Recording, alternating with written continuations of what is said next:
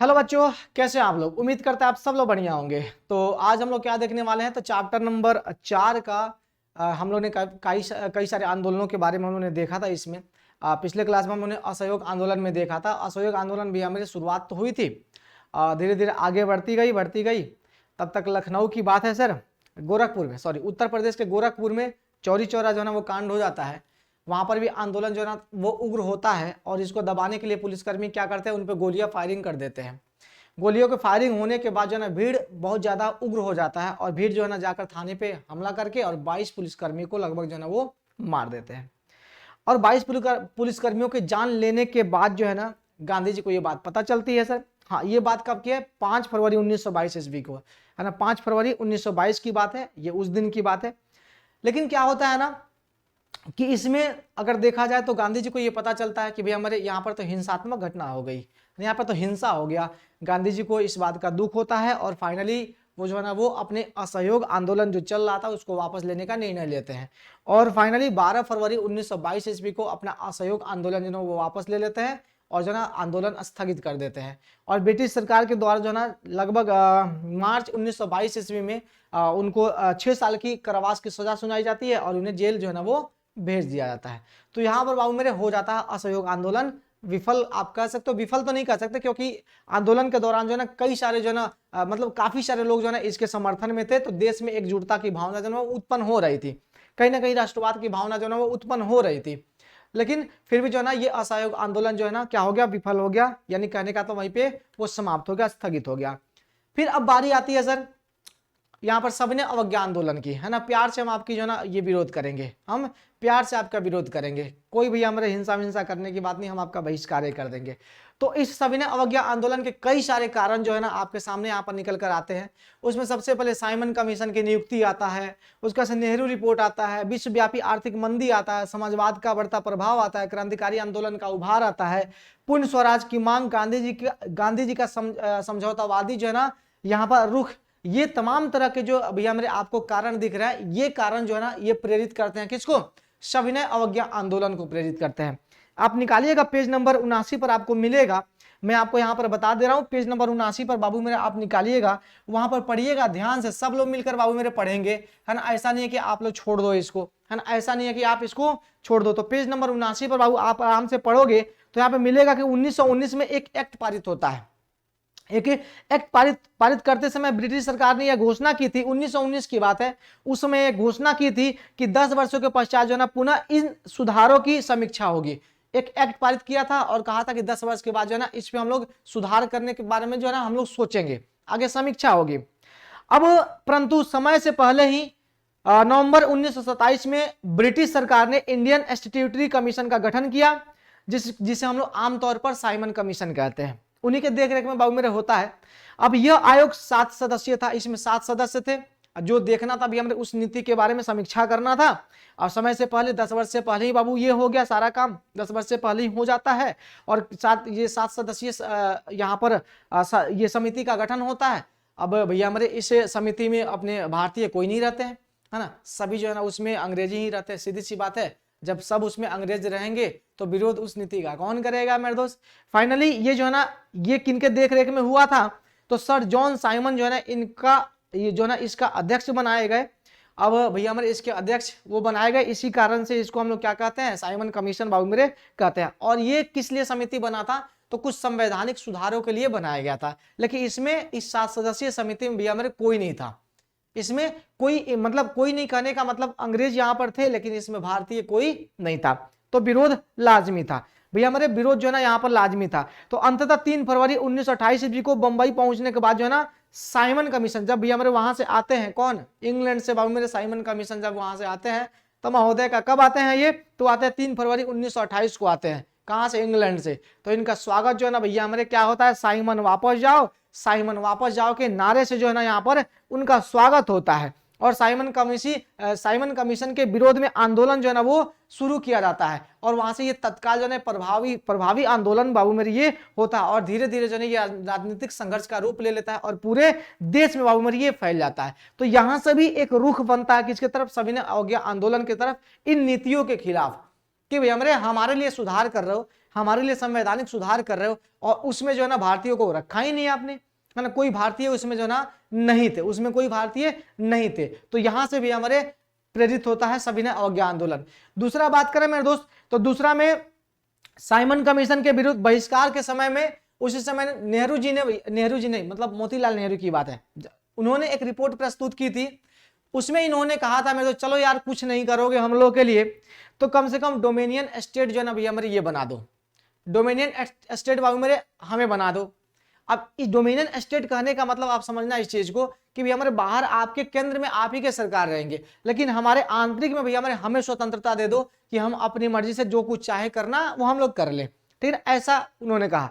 लेकिन यहाँ पर ये चुनौती दिए थे कौन, ये अंग्रेज जो ना वो चुनौती दे दिए, है ना, भारतीयों को चुनौती दे दिए कि तुम ऐसा एक संविधान बना के हमको दिखाओ, एक ऐसा संविधान हमें तुम बनाकर दिखाओ जिससे सब कोई जो ना वो जिससे सब कोई सहमत हो, जिसको सब कोई एक्सेप्ट करे। ये चुनौती थी हमारे सामने, है ना। अब इसी को भी हमारे इसी चुनौती को स्वीकार करने के लिए कांग्रेस ने भी हमारे क्या किया, फरवरी 1928 ईस्वी में एक सर्वदलीय सम्मेलन जो है ना वो बुलाया, और उस सर्वदलीय सम्मेलन में बाबू मेरे मोतीलाल नेहरू को अध्यक्ष बनाया गया, और उसी में जो है ना ब्रिटिश समिति यानी ब्रिटिश सरकार से ये मांगा गया, ये कहा गया कि भैया हमें जो है ना डोमिनियन स्टेट की दर्जा जो है ना कम से कम ये दे दीजिए, है ना, ये दे दीजिए। लेकिन फिर भी भैया हमारे, और उसी को हम लोग नेहरू रिपोर्ट भी कहते हैं, तो भैया हमारे ये मानने को कोई तैयार नहीं था, है ना, मानने को कोई तैयार नहीं था। कुछ लोग इससे असहमत भी थे कि भैया हमारे नहीं, हमें डोमिनियन स्टेट भैया हमारे नहीं चाहिए।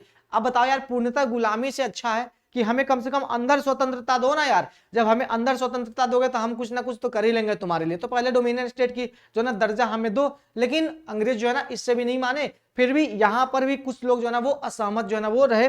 फाइनली ये नेहरू रिपोर्ट भी क्या हो गया, यहाँ पर विफल रहा, है ना, ये भी क्या रहा मेरे दोस्त, ये भी विफल रहा। लेकिन इसने एक नई क्रांति को बाबू मेरे जन्म दिया, इसने एक नई क्रांति को जन्म तो दिया ही दिया, लेकिन यहाँ पर सबसे बड़ी बात भैया हमने सांप्रदायिकता को भी भड़का दिया यहाँ पर, है ना, और इसको खुलकर सामने आने का जो ना मौका मिल गया। और उसी में हिंदू महासभा और मुस्लिम लीग ये दोनों मिलकर जो ना ये कर दिए, इसको जो ना एकदम व्यापक बना दिए, है ना। एक तरह हिंदू महासभा था, हिंदू हिंदू हिंदू, एक चलो भैया हमारे मुस्लिम लीग था, ये सांप्रदायिकता को बहुत ज्यादा जो ना भड़काने का काम इन दोनों संगठनों ने किया था उस समय, और इसको पूरा देशव्यापी बना दिया, बहुत बड़ा बना दिया इसको, ठीक है ना।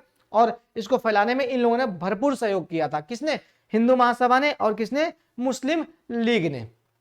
तो एक ये भी था, और इस समय इनको लगा नहीं भैया हमारे, इस समय गांधी जी को लगा कि नहीं, इस समय जो ना एक आंदोलन की आवश्यकता है, इससे निपटने के लिए एक आंदोलन की आवश्यकता है। तो यहां से भी सविनय अवज्ञा आंदोलन जो ना वो प्रेरित होता है। तीसरा आता है मेरे दोस्त विश्वव्यापी आर्थिक मंदी। अब इस आर्थिक मंदी की बात करें अगर सर, ये विश्वव्यापी था, ये 1929-30 की बात है। उस समय भी हमारे एकदम आर्थिक मंदी का दौर चल रहा था, भारतीय अर्थव्यवस्था पे पूरा एकदम बुरा प्रभाव पड़ा था, सबकी कमर जो टूट गई थी, बिजनेस बाबू मेरे बंद पड़ रहे थे, निर्यात पे रोक लग गई, निर्यात हो नहीं रहा था, यहां से भी हमारे बाहर वस्तुएं जा नहीं रही थी, और साथ ही साथ अंग्रेज जो थे ना वो यहां से धन निष्कासन रोके नहीं, यानी भारत का जो धन था उसको लेकर लगातार जा रहे।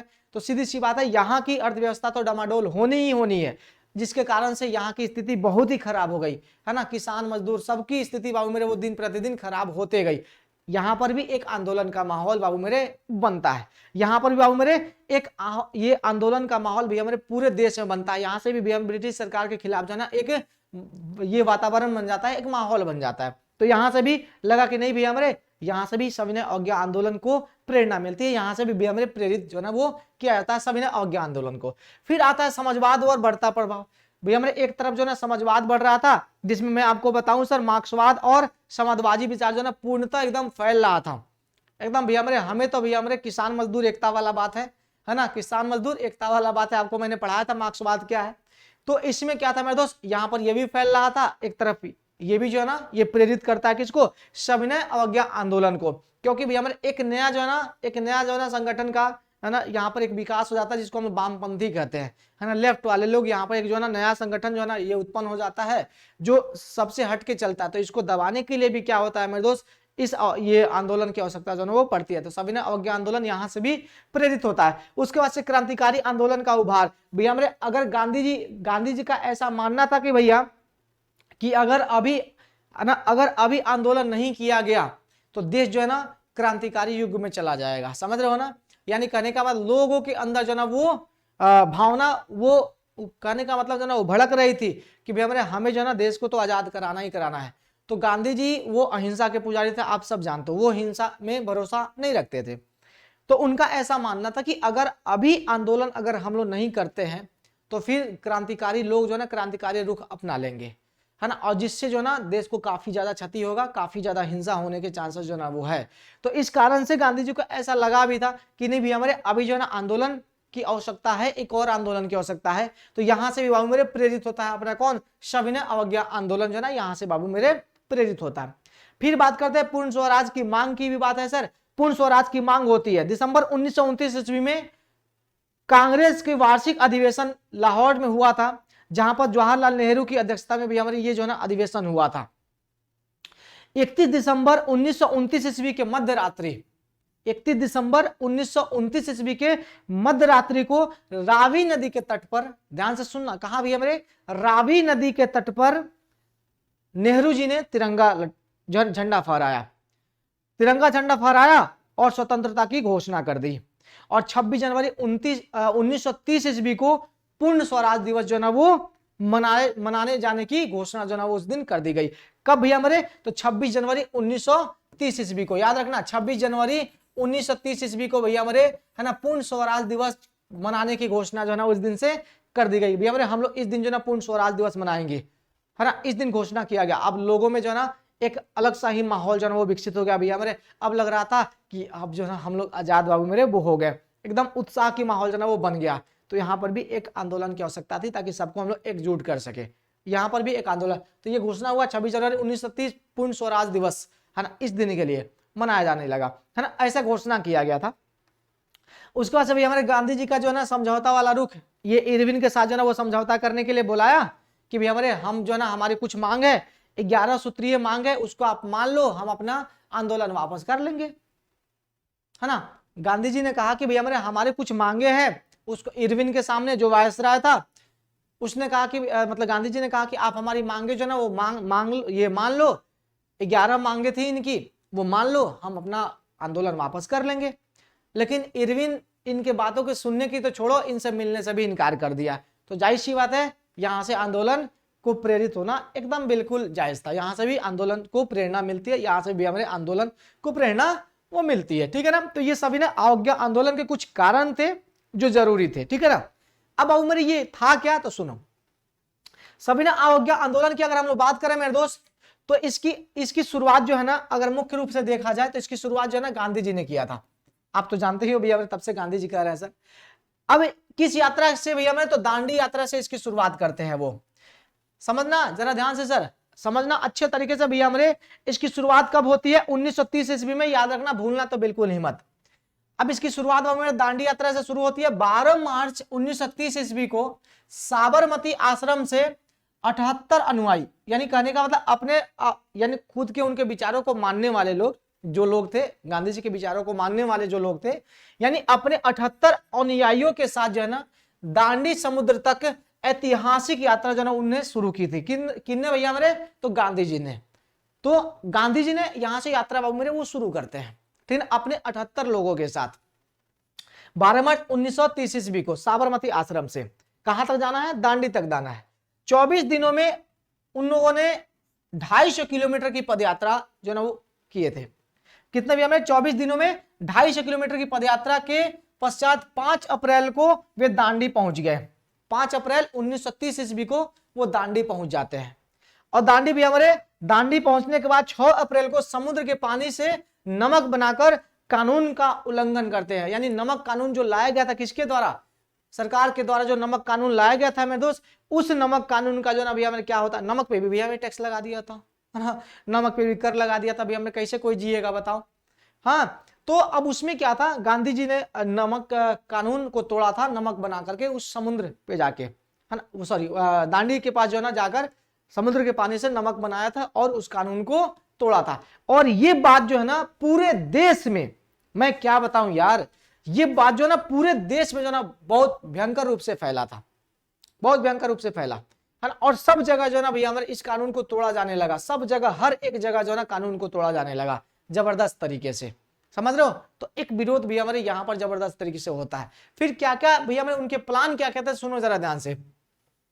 आंदोलन का कार्यक्रम क्या था कि हर जगह नमक कानून का उल्लंघन किया जाना है भाई, है ना। देश में जहां जहां भी हमें नमक कानून लागू है वहां पर नमक कानून को उल्लंघन करना था, और इनको तोड़ना था भैया हमारे, इन लोगों का भ्रम जो है ना वो तोड़ना था। सबसे बड़ी बात यही थी कि इन लोगों का भ्रम जो है ना वो क्या करना था, तोड़ना था, ठीक है ना, उनके कानूनों को तोड़ना था। अब छात्रों के द्वारा स्कूल एवं कॉलेजों का बहिष्कार करना था, यह उनका कार्यक्रम था। किनका भैया हमारे, जो भी ये सविनय अवज्ञा आंदोलन के जो भी अनुयायी थे, अभी गांधी जी की बात करें तो। विदेशी कपड़ों को जलाया जाना था, इसी के अंतर्गत सरकार को कोई कर नहीं अदा करने का जो है ना वो रिक्वेस्ट किया गया सभी लोगों को, भैया हमें कोई टैक्स नहीं देगा सरकार को, बंद करो, है ना। विदेशी कपड़ों को जलाओ यार, खादी को अपनाओ, स्वदेशी अपनाओ, विदेशी को जलाओ भगाओ मार के, ठीक है ना। औरतों को शराब के दुकानों के आगे धरना देना चाहिए था, है ना। ये भी था इसमें कि शराब की दुकानें जो ना वो खुली थी, तो औरतों को बोला भाई जाके बैठो वहां पे सामने, है ना, और दो धरने। उसके साथ साथ वकील अदालत छोड़े तथा सरकारी कर्मचारी पद त्याग कर दे, है ना। हर घर जो ना लोग चरखा काटे और क्या करें भैया मेरे, सूत बनाए और उससे खादी जो है ना वो बने और उसी का वस्त्र जो है ना हम लोग धारण करें।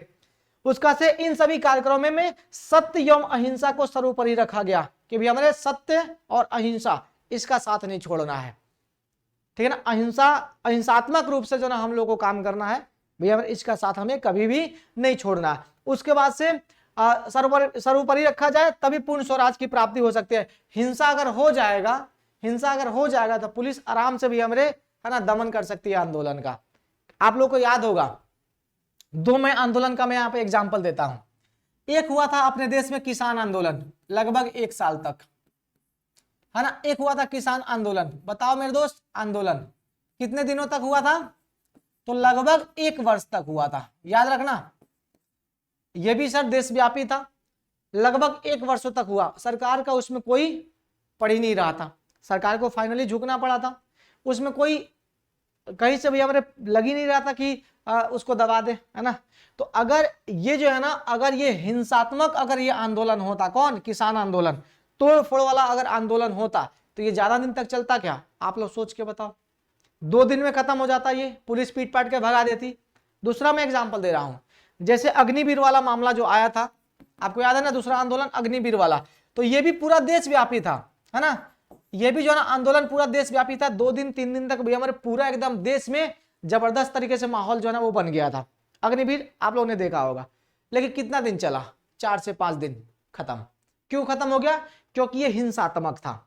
ये अग्निवीर वाला कैसा था मेरे दोस्त, ये हिंसात्मक था, और ये कैसा था, ये अहिंसात्मक था। तो भैया हमें जो हिंसात्मक होता है ना, तो इसमें क्या हो जाएगा, इसमें सरकार को भैया हमारे मिल जाता है, कहीं ना कहीं खोज मिल जाता है कि भैया हम इसको निपट लेंगे।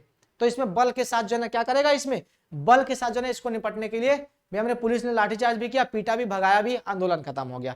लेकिन इसमें कहीं से नहीं लग रहा था, क्या कि शांति से बैठे थे भाई, है ना, शांति से बैठे थे, लेकिन फिर भी इनको बदनाम करने की काफी सारा कोशिश किया गया कि कहीं से ये बदनाम हो, ताकि हम लोग अपने शक्ति का जो है ना इस्तेमाल करके इनको यहाँ से खदेड़ दें। लेकिन ऐसा कुछ हुआ नहीं, कितना भी इसमें जो है ना खोज निकाला गया, कितना भी बदनाम किया गया, लेकिन ये आंदोलन जो है ना उग्र नहीं हुआ। उग्र करने की कोशिश भी किया गया, लेकिन ये उग्र नहीं हुआ। अगर उग्र हो जाता तो 1 साल तक आंदोलन ये नहीं चलता। ये आंदोलन देखो 5 दिन में खत्म हो गया, समझ रहे हो ना, क्योंकि ये क्या था, हिंसात्मक था। तो इसीलिए गांधी जी का ये मानना था कि नहीं, अगर हम लोग अहिंसात्मक रूप से अगर आंदोलन करेंगे तो हम लोग पूर्ण स्वराज जो है वो हम लोग प्राप्त कर सकते हैं।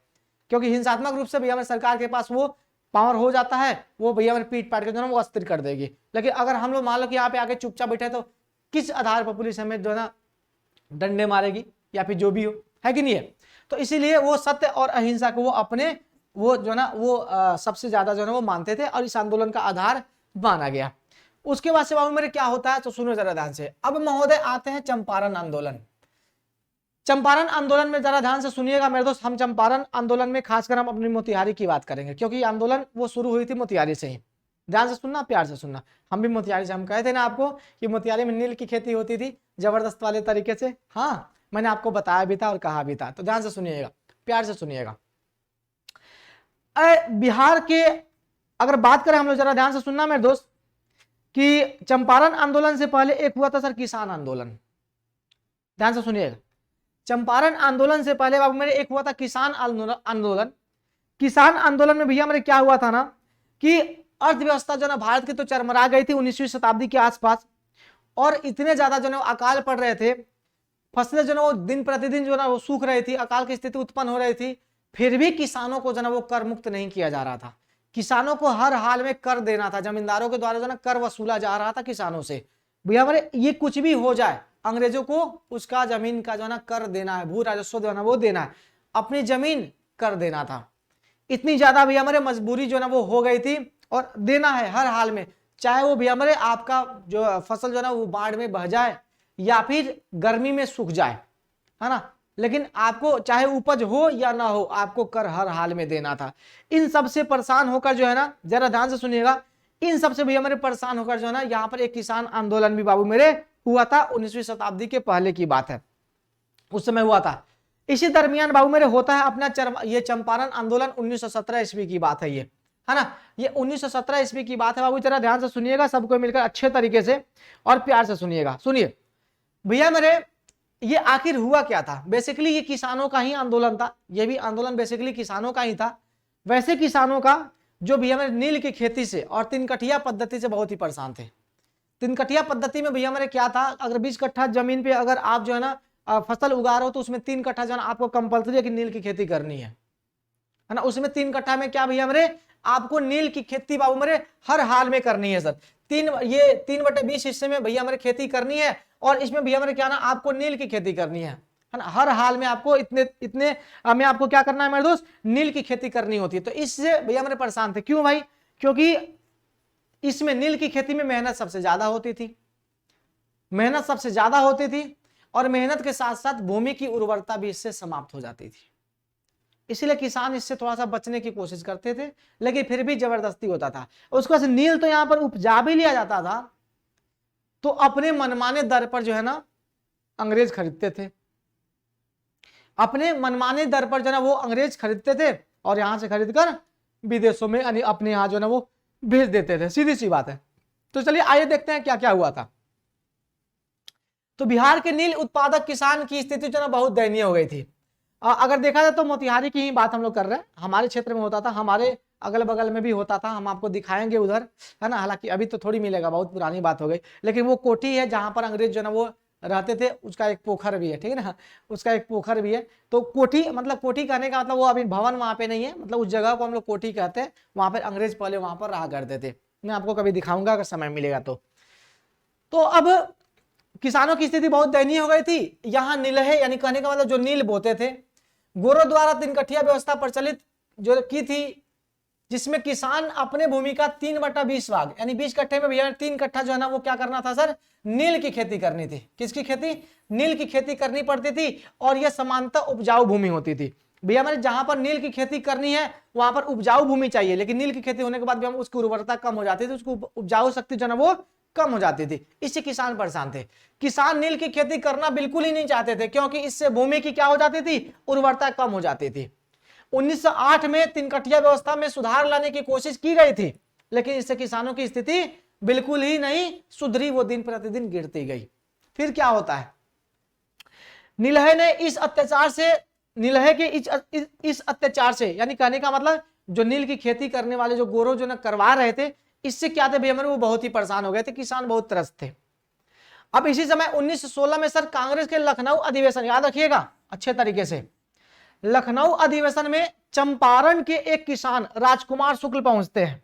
नाम याद रखिएगा, ये गांधी जी को इन्होंने आग्रह किया था कि आप जो है ना चंपारण आइए, है ना, हम लोग की स्थिति जो है ना बहुत दयनीय हो गई है, आप एक बार चंपारण आकर देखिए। तो ये राजकुमार शुक्ल ने सबका ध्यान जो है ना इस समस्या की तरफ जो है वो आकृष्ट किया, और महात्मा गांधी से क्या कहा कि आप जो है ना एक बार चंपारण आइए और हम लोग का भी जो है ना दुख सुनिए। अब इसको लेते हुए जो ना गांधी जी पहुंचते हैं चंपारण। कहां पहुंचते हैं मेरे दोस्त, गांधी जी ना पहुंचते हैं सर चंपारण 1917 ईस्वी में, याद रखना अच्छे तरीके से। 1917 ईस्वी में बाबू मेरे चंपारण पहुंचते हैं। चंपारण कहां, तो मोतिहारी की बात है सर। कहां पहुंचते हैं ये, चंपारण के मोतिहारी जिला में, मतलब मोतिहारी शहर में पहुंचते हैं, ठीक है। तो मोतिहारी में बाबू मेरे ये पहुंचते हैं। अब ये मोतिहारी में तो पहुंच गए। अब यहां पर अंग्रेजों को लगा कि भाई हमारे गांधी जी यहां पर पहुंच गए हैं, तो यहां पर माहौल जो है वो गड़बड़ हो सकता है ना। तो इसीलिए इनको सबसे पहले क्या किया गया, धमकाया गया। कि आप जो है ना, आदेश निकला यहां से कि आप जो है ना मोतिहारी छोड़कर चले जाएं, चंपारण छोड़कर वापस चले जाएं, लेकिन गांधी जी उनके फैसले को नहीं माने। गांधी जी उनके फैसले को बिल्कुल ही नहीं माने, इग्नोर कर दिया। फिर इनको गिरफ्तार करके जेल में रखा गया। फिर जो ना यहाँ पर थोड़ा सा भीड़ उग्र हुआ, फिर उनको छोड़ दिया गया।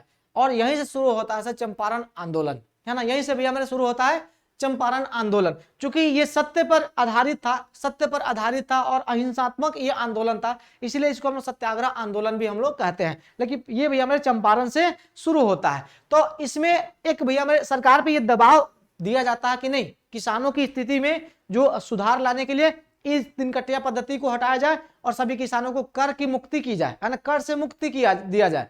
और उसके साथ साथ जितने भी अवैध कर वसूले गए हैं पिछले सालों, यानी पिछले सालों भैया में जितने भी अवैध कर जो है ना वो वसूले गए हैं, उसको भैया में मुआवजे के रूप में वापस किया जाए किसानों को, है ना भैया मेरे। उसका हाँ, जितना अवैध क्या कहने का मतलब था ना, जितना मतलब उसके पहले वाला मामला था, जितना भी अवैध कर वसूले गए हैं उसका 25% जो है, 25% ही कहे थे गांधी जी, 25% जो है ना भाग वो किसानों को वापस लौटाया जाए। इसमें भी हमें जो है ना ये मान गए, राजी हुए किसान।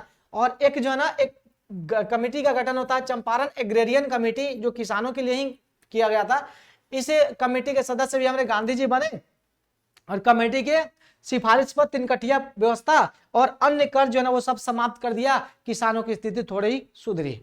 तिनकटिया पद्धति भी भैया मेरे वहां से हटा और यहां से क्या होता है मेरे दोस्त, आपको बताएं, आपका सभी करों से इनको मुक्त कर दिया जाता है और यहां से किसानों की स्थिति थोड़ा सा वो होती है। तो गांधी जी का ये पावर था, है ना, गांधी जी का बाबू मेरे ये पावर था, आप समझ सकते हो।